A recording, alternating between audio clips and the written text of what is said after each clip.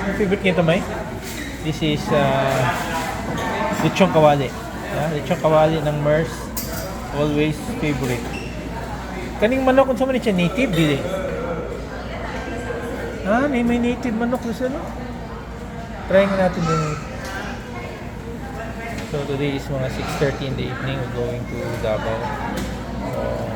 We're eating early dinner. May native manok din pala sila, oh. Next time, try natin yan, no? May native manok din pala, next time, no?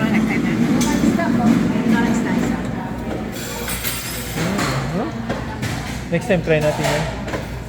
Native chicken. So this is MERS. MERS, the famous MERS of Digos. So we're having dinner.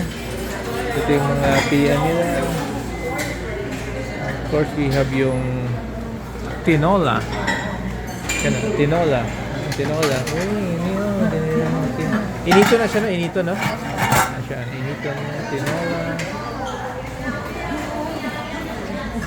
This is, what do you call this, Mai? Menudo. Menudo yan, di ba?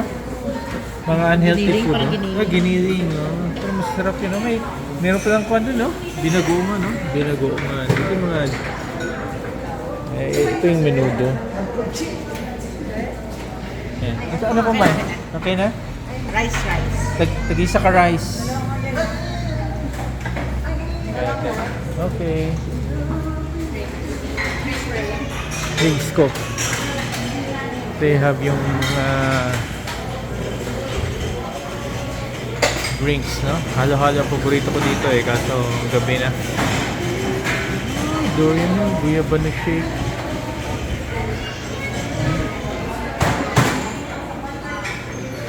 May avocado shake sila, May. Gusto mo? May avocado. Pwede may avocado. Avocado shake na ba na?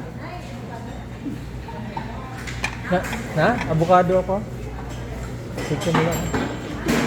Avocado shake. Tapos ito yung mga from bring home nila. Pagkain. Dami. Used to be a small outfit ngayon. After siguro 3 to 4 decades, sikat na siya. Ito yung mga steak.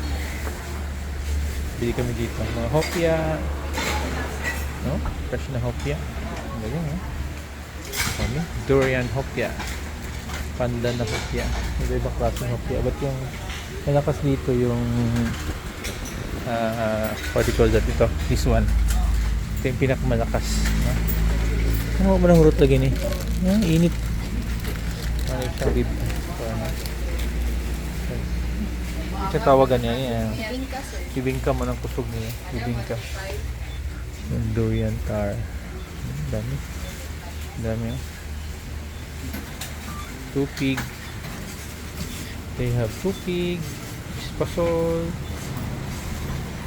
Grabe. Dami yun. That is the inventory. Malakas, no? Malakas. Kasi yung price na dito hindi masyado mura. Sa pasalubong okay lang, but the food is hindi masyado mura. Wow, galing. Okay, we'll be back. Hello. Ito yung setup nila dito. Okay. Ano? Where are we? You got that? I'll pay for it and then I'll go to the market. Okay. So ito yung ulam namin. Wala eggs.